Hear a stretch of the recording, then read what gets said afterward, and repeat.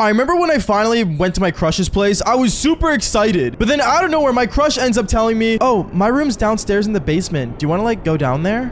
Yeah, sure. Wait, why is your room in the basement? Oh, because I get more like privacy. Like, here, just follow me. And at that moment, when we went down the steps of the basement, out of nowhere, I ended up smelling this awful smell. And then when I looked at her room, I instantly regretted going to my crush's place in the first place. Yo, what is going on, you guys? My name is Bubba, and welcome back to another insane, but I gotta say crazy story. So today's story all takes place back when I was in high school, and this was my grade 9 year. Now in grade 9, there was a girl that was in my biology class that I had a major crush on. Like, I cannot explain how much of a crush I had on this girl, but she was known as Miss Perfect. From having blonde hair, blue eyes, and on top of that, she looked amazing like 24/7. I remember back when I was in high school, I thought this girl would be the girl of my dreams. But I'm not gonna lie to you guys, I was a real helpless romantic back when I was in grade 9. And I remember throughout the school year, every time I entered biology class, I always ended up staring at her or just being some sort of weirdo. And 100%, there was no way I thought she would be interested in me. Until one day, I remember in my biology class, we ended up getting an assignment to make an atom. If you guys don't know what an atom is, well, figure it out on a different channel because I'm not here to teach you science. But basically, one thing led to another. I remember our teacher walked up to the board and she basically started writing names down of students in the class. She ended up pairing us on her own because she always knew that we ended up choosing our own friends and never get the work done. So she thought it would be smart to basically pair us up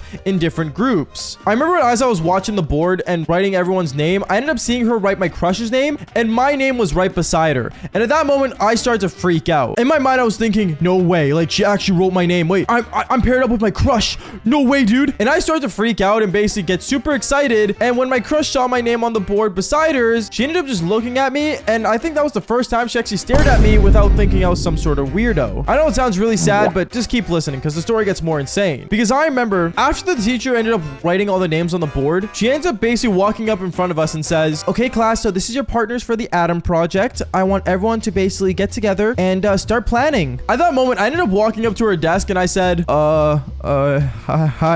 So we're doing the project, right?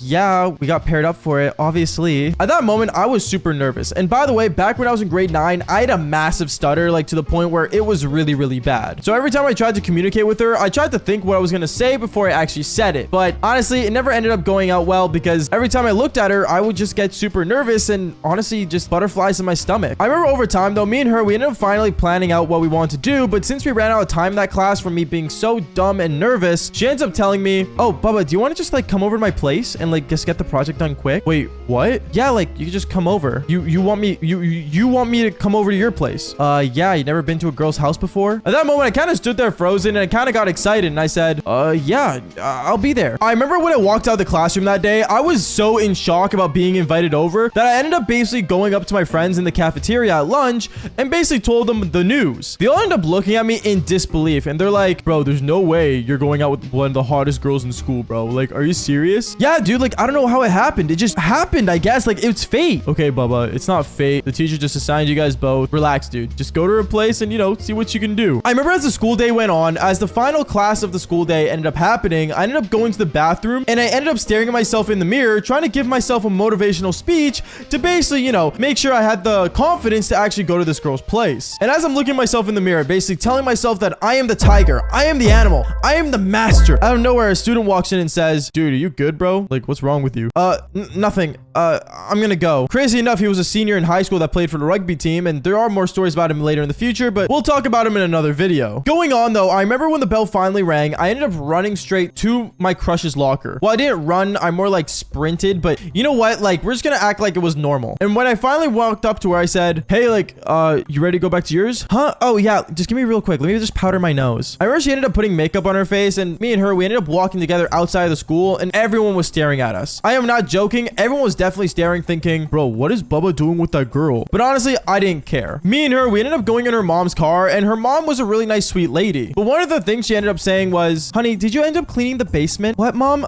Yeah, obviously I cleaned it. 100% she didn't clean it because the way her voice started shaking made me realize that she was definitely lying to her mom. But hey, a little mess never hurt anybody. At least so I thought. Because when we finally got to her place, I remember I ended up seeing her bedroom that she would always post photos in online about, and she had a really nice clean bedroom. But right as I was about to walk into it, she says, oh, don't go in there. That's my older sister's room. We're not allowed to go in there. Wait, what? That's your older sister's room? I've seen you post photos online and I thought this was your room. What? No, that's just my older sister's room and she just has good lighting. At that moment, I started started to kind of be weirded out, and I looked at her and said, wait, so where's your room? At that moment, she ends up grabbing my hand, and me and her, we end up going downstairs to a basement. And I am not joking. Once she opened that basement door, I got a good whiff of something that was a disgusting smell. Like, think of the most gross smell ever. Think of like sweaty fish, tar, like anything disgusting. That's basically what the whiff I got was. And the more I went down the steps towards the basement, I was getting more grossed out by the second. I had really no idea what was going on, but when I finally went downstairs, I started to realize what the smell was,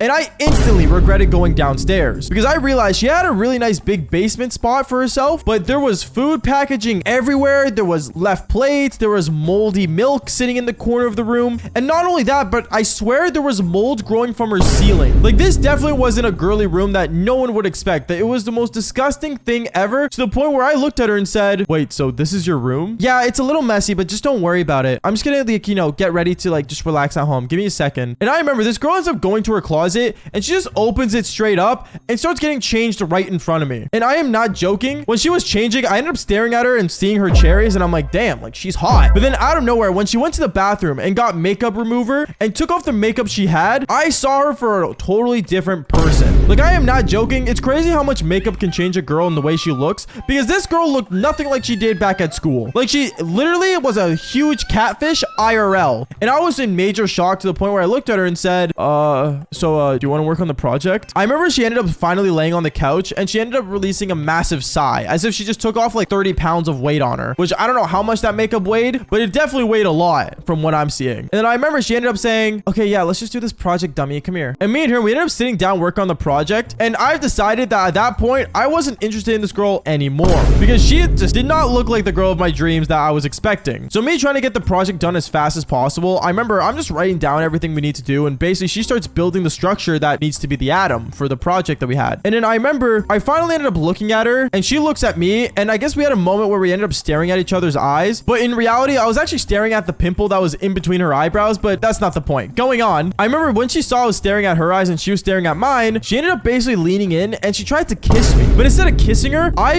ended up kind of leaning back and going, oh, sorry, I'm kind of nervous. Oh no, it's okay. You don't have to be nervous. And at that moment, she ends up basically jumping on top of me, and me being so grossed out of how this girl looked, I ended up closing my eyes, and me and her, we ended up doing the Devil's Tango. I know it's not the most ideal to do it that way, but I'm not gonna lie to you, I really had no idea what else to do. Me and her, we start basically doing the Devil's Tango. And while one thing led to another, out of nowhere, I ended up hearing her mom come downstairs, and she says, honey, what's going on down there? Like, it still smells terrible. Seriously? Get that boy out of the house. We need to get this place cleaned up. At that moment, I couldn't agree more. And I ended up pushing her off me and said, we could just finish the rest back at school. I'll see you tomorrow. And when I left, I promised myself that I would never go back into that basement. The next day at school, I remember I ended up meeting up with the boys, and they all kept asking me how I did and what happened. And I did say that I did do the Devil's Tango with her, but I majorly regretted it. All the boys were questioning why, but I didn't give them an answer because obviously I didn't want to really invade this girl's privacy and just be a total jerk. And when I went inside my biology class, I ended up seeing her, and when I looked at her, I couldn't look at her the same. To everyone else's eyes, she was all caked up, beautiful, and the finest girl on earth. But in my eyes, well, she was that same girl in the basement. And honestly, since that day, I always regretted going in there. But hey, honestly, if you guys think that girls should wear less makeup, then fall for more embarrassing stories just like this one. Peace out, guys.